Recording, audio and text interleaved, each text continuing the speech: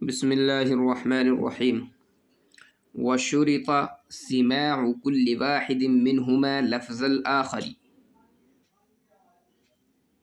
وحضور حرين أو حر وحرتين خلافا للشافعي رحمه الله إذ عنده لا يصح إلا بشهادة الرجال مكلفين مسلمين سامعين معا لفظهما فلا يصح إن سمعا متفرقين كما إذا نكحا بحضور واحد ثم غاب هو وحضر آخر فأعادا بحضوره،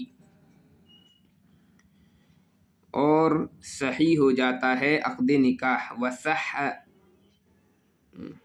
وشرط سماع كل واحد منهما، اور شرط لگائی گئی دونوں میں سے ہر ایک کو دوسرے کا لفظ سننے کی۔ وشرط سماع كل واحد منهما، اور شرط لگائی گئی دونوں میں سے ہر ایک کے لیے دوسرے کا لفظ سننے کی، لفظ الآخر دوسرے کا لفظ سننے کی۔ وحضور حرین، اور دو گواہوں کی موجودگی کی، دو آزاد گواہوں کی موجودگی کی۔ او حر وحرتین، یا ایک مرد اور دو آزاد عورتوں کی۔ وحضور حرین، اور شرط لگائی گئی ہے دو آزاد مردوں کی موجودگی کی۔ او حر وحرتین، یا ایک آزاد مرد اور دو آزاد عورتوں کی موجودگی کی۔ خلافا للشافعی رحمہ اللہ، برخلاف امام شافعی رحمۃ اللہ علیہ کے۔ اذ عندہ، اس لیے کہ ان کے نزدیک لا یصح، نکاح صحیح نہیں ہوتا، الا بشہادت الرجال، مگر دو مردوں کی گواہی سے۔ مکلفین، اس حال میں کہ دو وہ مرد مکلف ہوں، یعنی شریعت کے مکلف ہوں۔ مسلمین، مسلمان ہو۔ سامعین معا، اور دونوں ایک ساتھ عاقدین کے الفاظ سننے والے ہوں۔ فلا یصح ان سمعا متفرقین، چنانچہ نکاح صحیح نہیں ہوگا اگر دونوں نے متفرق طور پر سنا۔ کما اذا نکحا بحضور واحد، جیسا کہ دونوں نے نکاح کیا ایک گواہ کی موجودگی میں۔ ثم غاب، پھر وہ غائب ہو گیا۔ وحضر آخر، اور دوسرا گواہ حاضر ہو گیا۔ فأعادا بحضوره، پھر عاقدین نے الفاظ نکاح کا اعادہ کیا اس کی موجودگی میں۔ وشرط سماع كل واحد منهما لفظ الآخر، یہاں سے مصنف رحمۃ اللہ علیہ ایجاب اور قبول کے متعلق بیان فرما رہے ہیں کہ زوجین کا ایجاب اور قبول کرنا ہی صرف کافی نہیں ہوتا ہے۔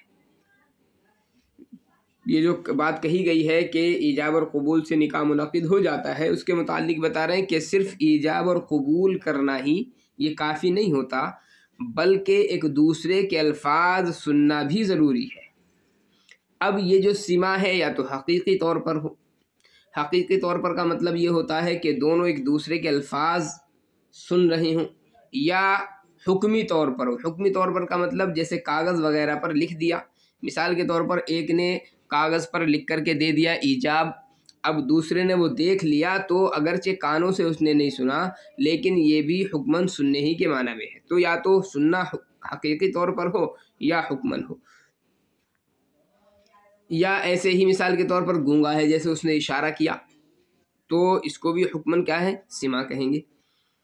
تو صرف میاں بیوی کا ایجاب اور قبول کافی نہیں ہوتا، بلکہ دونوں کا ایک دوسرے کے الفاظ کو سننا بھی ضروری ہوتا ہے۔ وحضور حرین، یہ دوسری شرط ہے ایجاب اور قبول کے لیے۔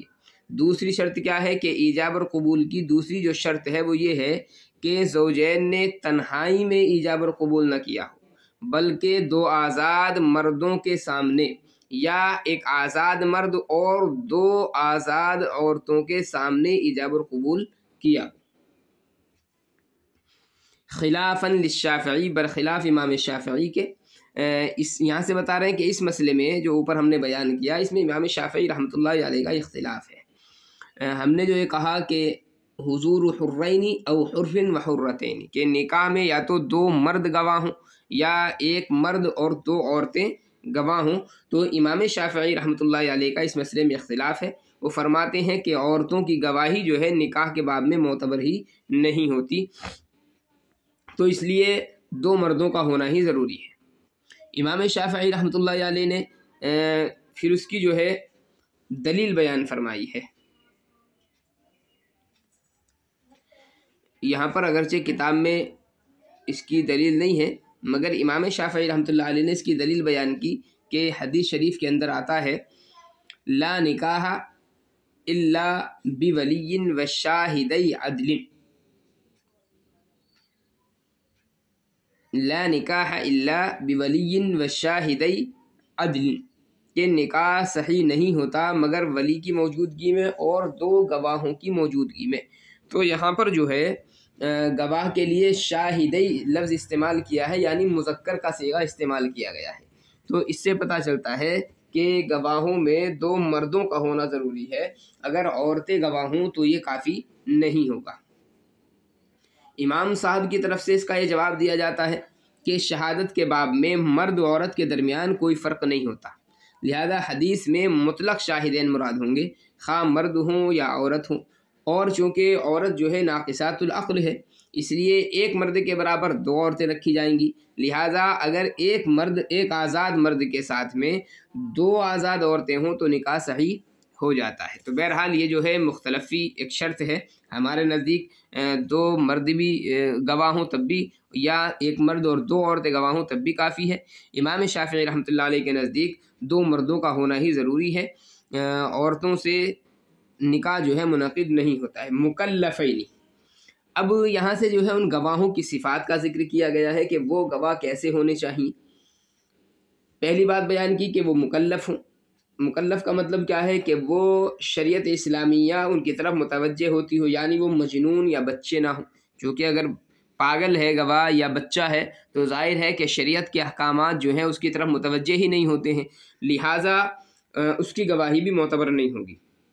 दूसरी सिफत बयान की कि वो मुसलमान हो, काफिर ना हो। और तीसरी जो शर्त है वो बयान कर रहे हैं कि दोनों गवाहों ने ज़ौजैन के अल्फाज एक साथ सुने हों। अगर 2 गवाह मौजूद हों लेकिन दोनों सो रहे हों, अल्फाज को सुन ही ना पाए हों, तो सिर्फ उनकी मौजूदगी से भी निकाह मुनक़िद नहीं होगा।